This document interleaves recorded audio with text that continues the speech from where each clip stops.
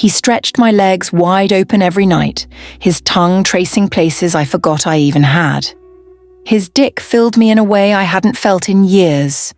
And on that bitter winter night behind the garage, when my breath fogged the air and my soul begged to feel alive again, I moaned like I was 25. That's when it started, and I don't regret how it made me feel, even if it shattered everything I thought I knew. Before we dive deep into the story, make sure to like, subscribe, and share this channel.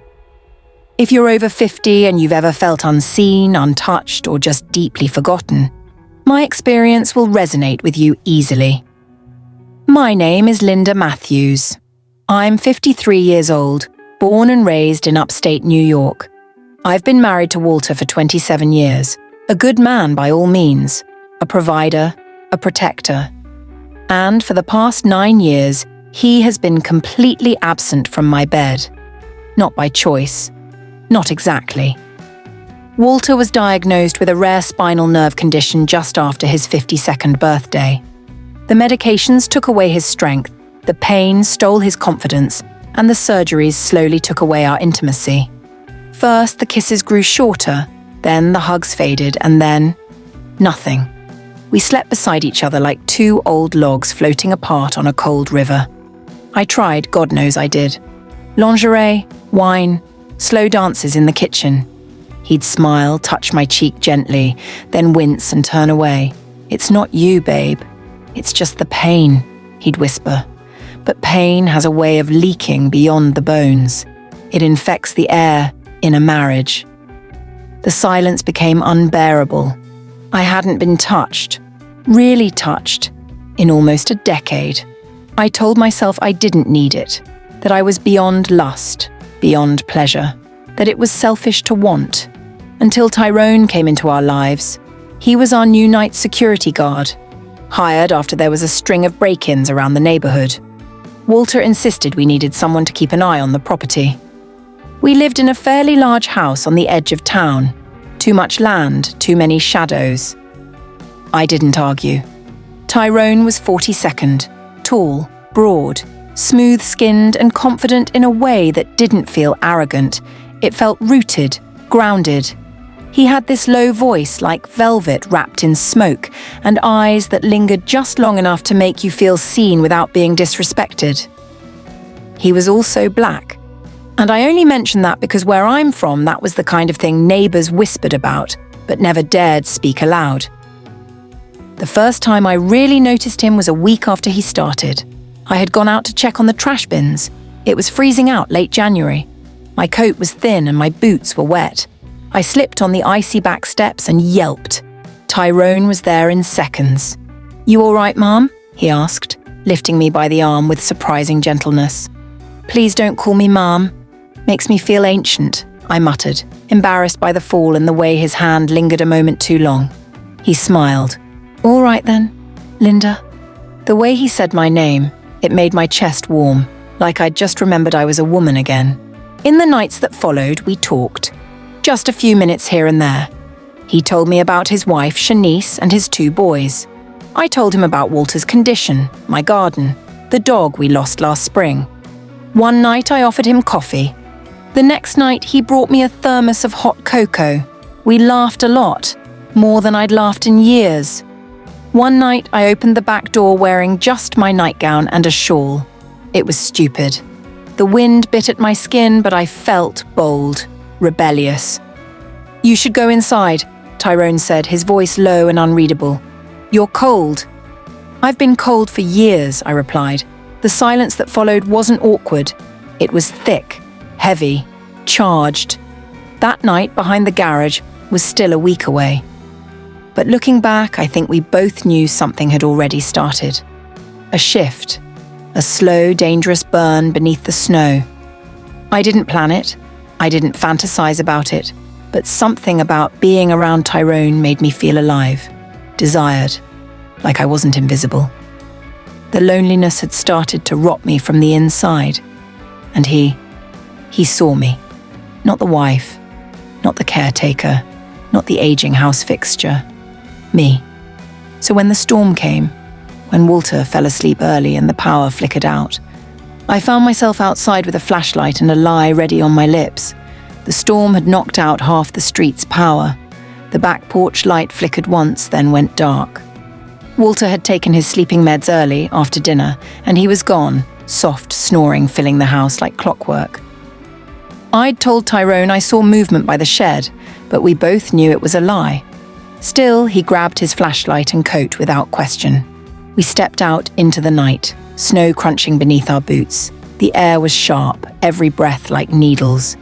But inside me, something warmer stirred, something I hadn't felt since before menopause dulled my cravings. We walked side by side around the house toward the garage, saying nothing. The silence was different now, not friendly, not casual. It hummed with danger. He turned the flashlight off when we reached the back wall of the garage. The world was dim, lit only by the weak glow of the distant street lamp. Then he said it. "You didn't hear anything out here?" "No," I said. "I just wanted to see you." He didn't ask why. He didn't try to be noble. He just stepped closer. "I've seen the way you look at me," he murmured. "You sure you want this?" My lips were dry. My heart was loud. I should have said no. Instead, I reached for his jacket and pulled him in. The kiss was rough, not teenage fumbling, but years of repressed hunger let loose. His hands slid beneath my shawl, then under the hem of my nightgown. My thighs trembled from the cold and anticipation. "Tyrone," I gasped, "we shouldn't—" He lifted me up, my back pressed to the cold metal of the garage wall. His body against mine was like fire. His breath, low and steady, cut through my hesitation. My legs opened without asking for permission. His hands moved like he knew every inch of a woman's body, every weak spot age hadn't erased. I moaned, not from the cold, not from shame, but from relief, from being touched, claimed, seen. And under that night sky, with snow falling like confetti and breath fogging the air, everything unraveled. We had a very steamy sexcapade, raw, rough, touchy, and unforgettable. It seemed like we were both making love for the first time, the moan, the energy, and how we both wanted each other badly. It was a feeling I had craved for years. What we did that night wasn't pretty or polite. It was real, honest in its sin. I cried afterward. Not because of guilt, but because I hadn't realized just how dead I had felt, how much of myself I had buried in loyalty, caretaking, and silence. Tyrone kissed my forehead. "I shouldn't have," he said. "Yes, you should have," I whispered. I needed it. We didn't speak of it the next night, or the one after that, but it didn't stop. For the next 3 months, it became a ritual.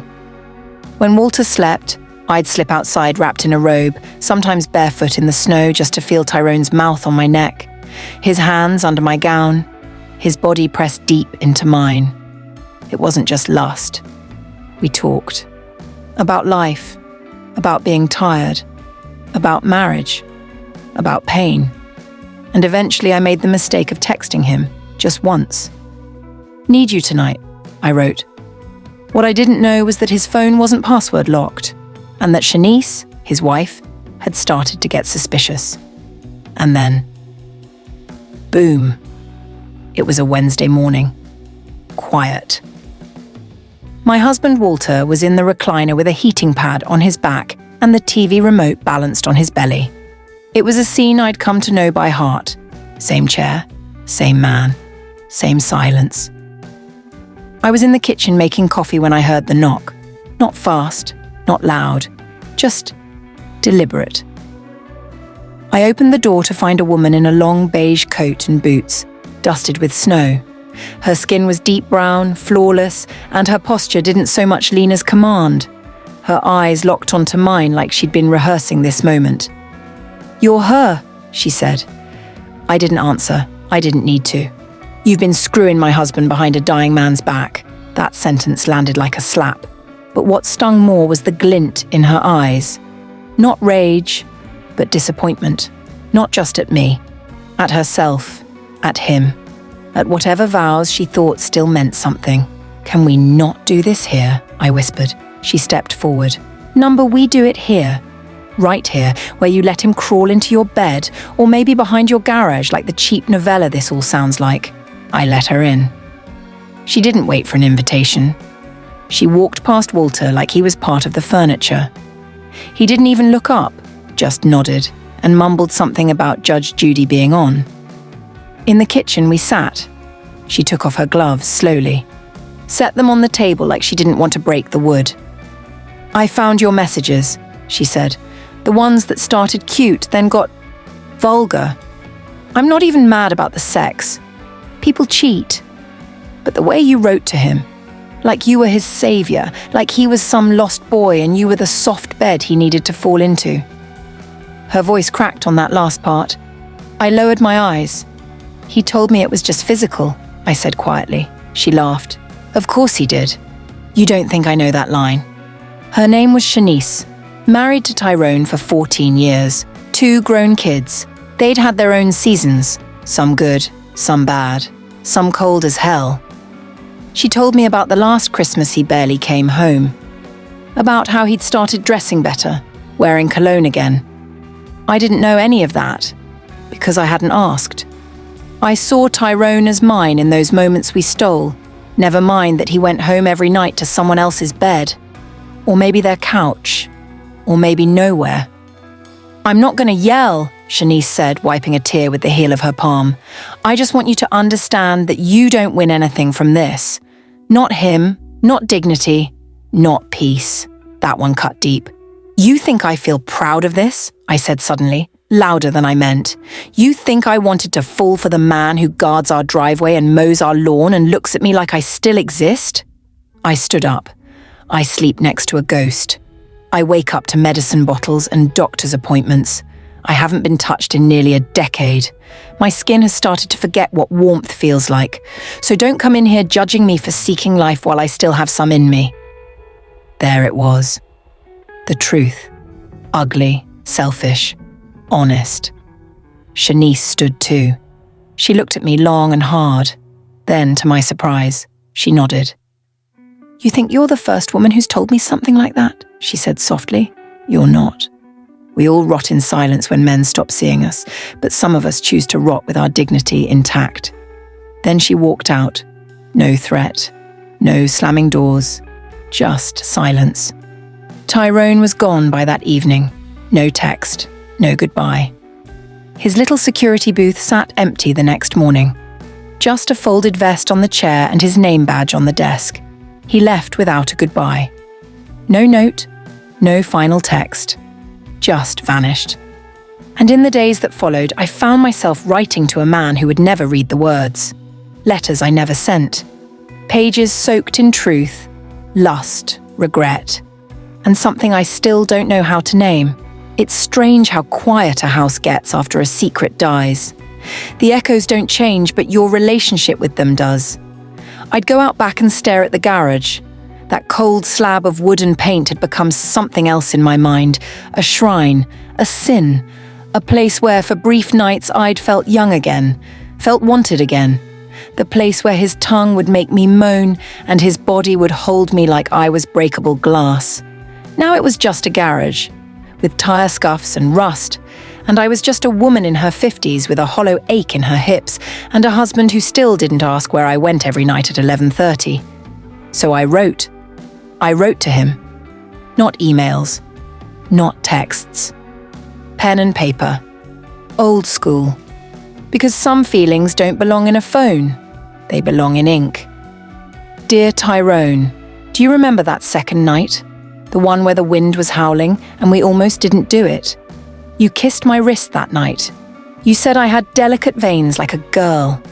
I've never felt so feminine and stupidly seen in my whole life. You kissed my stretch marks. You called them lightning scars. My God. When you said that, I nearly wept right there in your arms. I never mailed it. Just folded the paper, tucked it in the drawer by my bedside, where I used to keep my wedding photos. They've long been moved. I wrote 5 more letters over the next 2 weeks. They weren't all sweet. Some were furious. Dear Tyrone, you could have said goodbye. You could have at least let me curse at you, throw something, slam a door, anything. But you just disappeared. Was I that forgettable? That disposable? I didn't even sign my name on that one. But one letter, one hit me harder than all the others, because it wasn't about lust or rage or sadness. It was about me. Dear me, you gave yourself permission to feel alive again. And for that, I'm proud of you. You're not just a wife or a caretaker or a woman past her prime.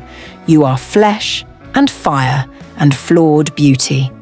You are still someone, I cried after that one. Not the pretty TV-style tears. I mean the chest-hurting kind. The kind that leaves your shirt damp and your soul a little lighter. That night, I made myself a small dinner, lit a candle, not for him, for me. Walter asked if I was okay. I looked at him, really looked. This man I once burned for. His body soft now, his hands shaky, his words few, but he was still here, still mine. And despite it all, I nodded. I'm okay, I said. Not because I was, but because, for the first time since the affair ended, I wanted to be. The house was colder than usual, even though the heat was on. It had been a month since Tyrone disappeared without a trace, and my days had slipped into a monotonous blur. Walter and I were still distant, barely touching me, and the silence between us had grown unbearable. But that night, the night I least expected it, desire came knocking. I'd just finished preparing a late dinner when the doorbell rang. I wasn't expecting anyone. It was too late for guests. I froze, wiping my hands on a dish towel. My stomach turned, part of me hoping it was Tyrone, and part of me praying it wasn't. I stood there, a woman caught between two worlds. The woman I was before, the woman I had become. When I opened the door, my heart skipped a beat. It wasn't Tyrone. It was Marcus. I hadn't seen Marcus in years. He was a friend of Walter's, just a guy who'd come over for barbecues, football games, and the occasional drink. Marcus was the kind of man who could stand in the background and make every woman in the room feel like they were the only one. Tall, broad-shouldered, with a charm that could disarm the most guarded of hearts. But he was always just a friend. Until tonight. "Hey, Lucy," he said, his voice deep, with that hint of something I couldn't place. "I was in the neighborhood and I thought I'd drop by." "You busy?" "No, just making dinner." "Come in," I said, stepping aside to let him in. I couldn't tell if it was the wine I'd been drinking or the fact that I hadn't felt wanted in so long. But when Marcus walked in, everything about him felt different. Alive. We talked about nothing for a few minutes, the conversation casual and light, but the air between us thickened. Every time he moved, I felt his presence, like it was wrapping around me. And then, he said it. "You know," he said, his voice lowering, "I always thought you were beautiful, Lucy. You never looked at me the way you looked at Walter, but I saw it. I saw the way you would smile at me. It was different." I swallowed hard. My chest tightened. "Marcus, what are you—" Before I could finish, he stepped closer to me. His hand grazed my arm, sending a shock of heat through me. My breath hitched, and I cursed myself for the way my body betrayed me. "I've always wanted to kiss you, Lucy," he whispered, his lips just inches from mine. Ever since that summer at the lake house. And that was all it took. I didn't pull away. Instead, I closed the distance between us. His lips were soft but insistent, and the moment they touched mine, I forgot everything. The cold house, the silence, the years of neglect. All I could think about was the feel of his lips on mine, the way his hands wrapped around me like he'd been waiting forever to do so. I had no idea where the kiss was taking us, but it didn't matter. The heat of his mouth against mine was enough to melt everything away. He pulled me closer, his hands roaming to the small of my back, pressing me against him. The feeling of his body against mine was like a spark, igniting something that had been dormant for too long. It was wrong, but it felt so right. "Marcus," I breathed, breaking the kiss for a second. I can't do this." But my words were lost as he kissed me again. this time with more urgency, more passion. His hands slid beneath my shirt, his fingers tracing the curves of my body, making me forget who I was, who I should be. And before I could stop myself, I was pulling him toward the bedroom. We didn't talk about it afterward, not right away. The next morning I woke up with Marcus lying beside me, his arm draped over me like it belonged there. I stared at the ceiling, trying to understand what had just happened. It felt like a dream, it felt wrong, but I also felt something I hadn't felt in years. A sense of being desired, of being seen. I slowly got up, careful not to wake him. The air in the room was heavy with the scent of sex and regret. I couldn't believe I had done this. With Marcus, my husband's friend, right under his very nose. But I couldn't deny that part of me felt alive. Like I'd just broken free a little from the cage I'd been trapped in for so long since Tyrone left. When I stepped into the kitchen, Walter was sitting at the table reading the paper as usual. He didn't even look up when I entered. The silence between us seemed to stretch on forever. "Morning," I said, my voice soft, unsure. He mumbled something in response, but I couldn't bring myself to meet his eyes. Well, some mornings come quietly like a whisper on your skin. Others come crashing through the front door, dragging every buried secret into the light. This morning was the latter. I was standing at the sink, trying to steady my hands as I made coffee. The guilt from last night clung to me like a wet blanket, heavy and suffocating. Marcus had already slipped out before dawn. No note, just silence. And then, like the universe had been waiting for the perfect moment, Walter looked straight into my eyes. "I know," he said flatly, setting the newspaper down. "You think I'm a fool? You think I don't see the way you've changed?" My breath caught.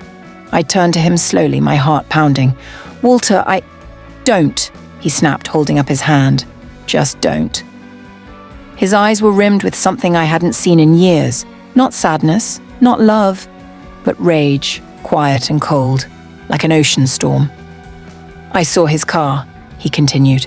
"Last night, parked down the street. I waited to see if you'd lie to me again." I tried to speak, but no words came out. "Was it worth it?" he asked. "All of it. You and Tyrone.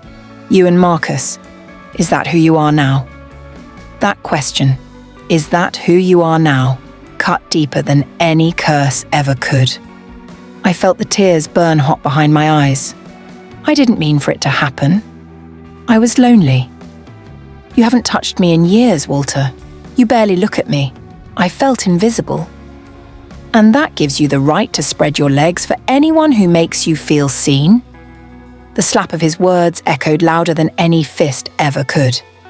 "No," I whispered, my voice cracking, but it made me feel alive again. For once, I wasn't just a caregiver or a wife. I was a woman with needs, with fire still left in her. Walter stood silent for a long beat, staring at me like he didn't recognize the person in front of him. "I gave up a lot too," he said quietly. "My body failed me, but I never stopped loving you." Tears slipped down my cheeks. "I know," I said, "but love isn't always enough when your body's starving for something it hasn't felt in years." We didn't scream. We didn't throw things. There were no grand gestures, just silence. The kind that comes when everything's been said. Walter picked up a small bag later that afternoon and said he needed space. I didn't argue. I watched him drive away, the old sedan kicking dust across the driveway, and for the first time in a long while, I felt truly alone. Days passed, then weeks. No calls from Marcus, no word from Tyrone. Just empty rooms and echoes of choices I couldn't take back. But in that emptiness, something else began to grow. Clarity. I stood in the mirror one morning and really looked at myself. The wrinkles, the grey strands, the sagging skin, but also the woman beneath it all. The woman who dared to feel again. Who made mistakes, yes, but who finally learned that being touched isn't the same as being loved. To those of you listening to this, especially the women out there over 50 who feel invisible, forgotten, or undesired, I see you. I was you. I am you. Sometimes the hunger for affection can lead us down reckless roads, but we walk them because we're still human, still alive, still yearning to be reminded we matter. My story isn't one of pride, it's one of truth. So if you've ever found yourself at the edge of temptation, feeling torn between duty and desire, know that you're not alone. But before you leap, ask yourself this: is it a moment of passion or a cry for something deeper? And if it's the latter, maybe it's time to speak up, to demand more from the life and the love you've settled into, because you deserve to feel alive. Not just in someone else's arms, but in your own skin. And if this story stirred something in you, if it made you reflect, feel seen, or simply feel something, then I ask you to like and share.